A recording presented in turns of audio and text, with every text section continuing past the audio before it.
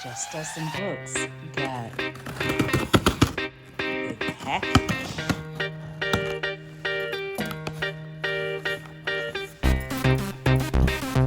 Let's open it up.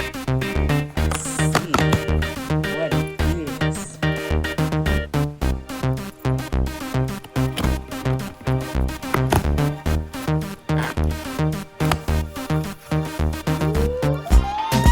Look at that packaging.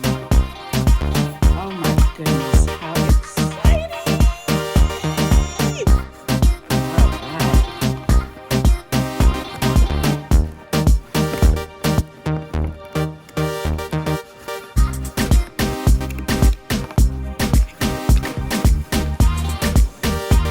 That packaging. Is that awesome? All right, let's open that up.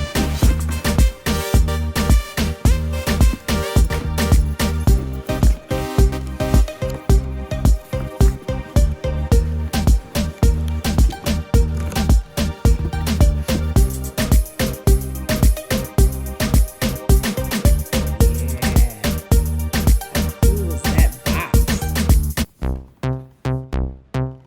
Just Us and Books.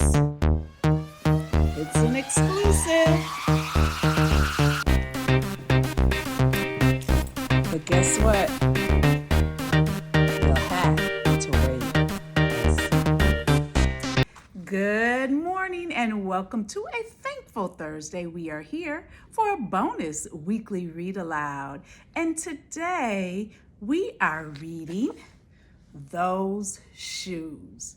Now, hopefully the video prior to this read aloud got you excited to see my shoes that I got exclusively made. And stay tuned because we're going to show those shoes after this read aloud.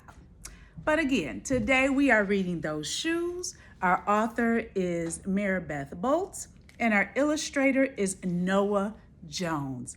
Those Shoes. Here we go. I have dreams about those shoes. Black high tops, 2 white stripes.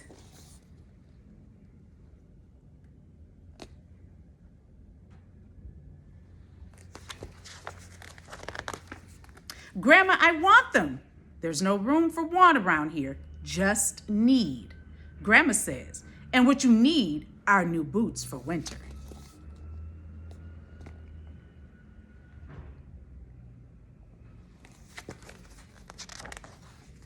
Brandon T comes to school in those shoes. He says he's the fastest runner now, not me. I was always the fastest before those shoes came along. Nate comes to school in those shoes. Antonio and I count how many times Nate goes to the bathroom.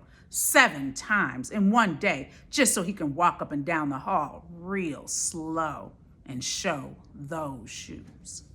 Next, Alan, Jacoby, and Terrence each get a pair.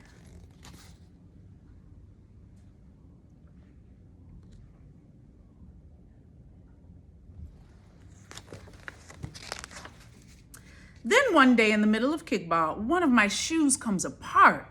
Looks like you could use a new pair, Jeremy, Mr. Alfred, the guidance counselor says. He brings out a box of shoes and other stuff he has for kids who need things. He helps me find the only shoes that are my size, Velcro. Like the ones my little cousin Marsha wears. They have an animal on them from a cartoon I don't think any kid ever watched.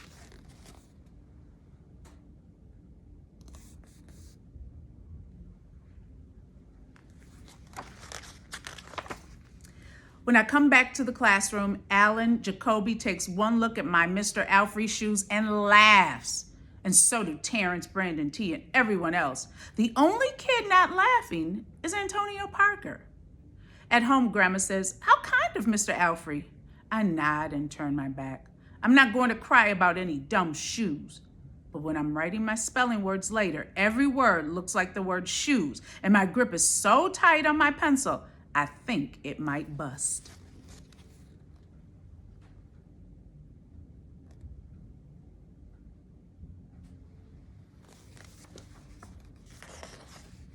On Saturday, Grandma says, "Let's check out those shoes you're wanting so much."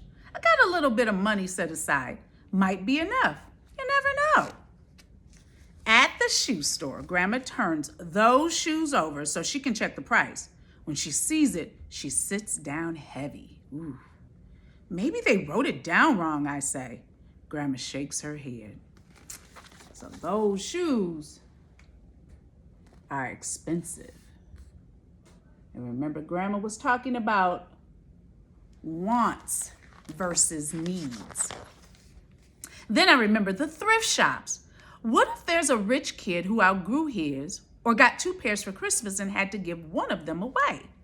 We ride the bus to the first thrift shop. Black cowboy boots, pink slippers, sandals, high heels, every kind of shoes except the ones I want. We ride the bus to the second thrift shop. Not a pair of those shoes in sight. Around the corner is the third thrift shop. I see something in the window.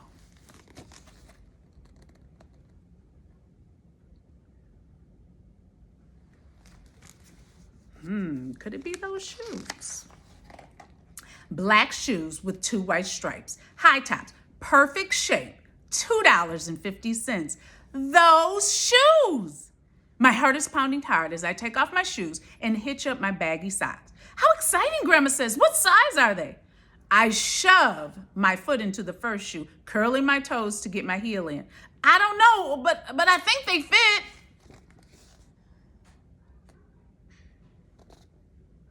Do they really fit?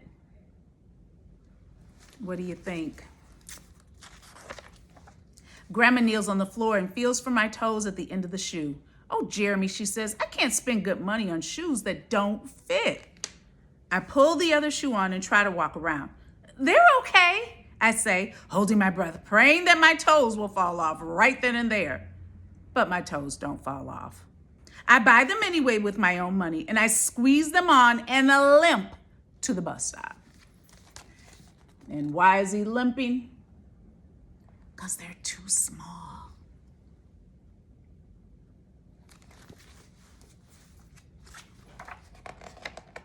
At home, a few days later, Grandma puts a new pair of snow boots in my closet and doesn't say a word about my 2 big feet shuffling around in my 2 small shoes. Sometimes shoes stretch, I say. Grandma gives me a hug.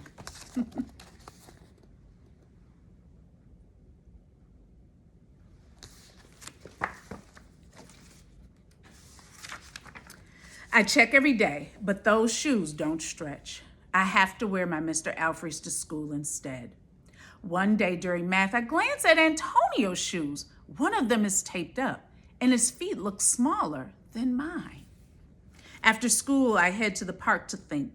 Antonio is there, the only kid who didn't laugh at my Mr. Alfrey shoes. So Antonio didn't laugh.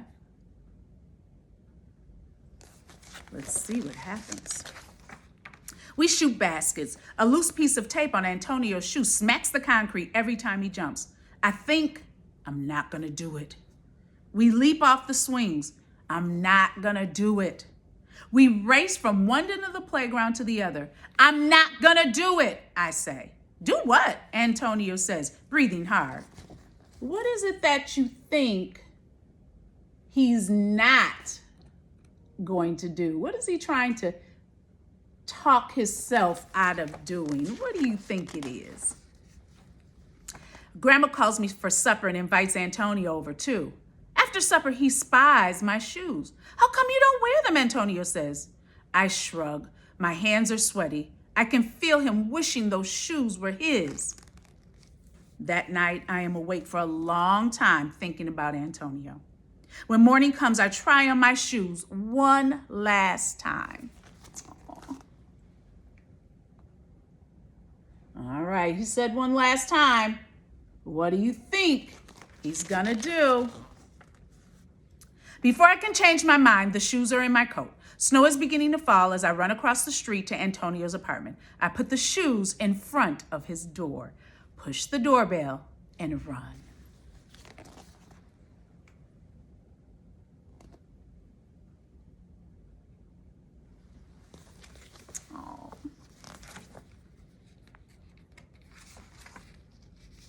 At school, Antonio is smiling big in his brand new shoes. I feel happy when I look at his face and mad when I look at my Mr. Alfrey shoes. But later, when it's time for recess, something happens. Everywhere there is snow. Leave your shoes in the hall and change into your boots, the teacher announces. Leave your shoes in the hall? That's when I remember what I have in my backpack. New boots! New black boots that no kid has ever worn before. Standing in line, I go to recess. Antonio leans forward and says, "Thanks." I smile and give him a nudge. Aww.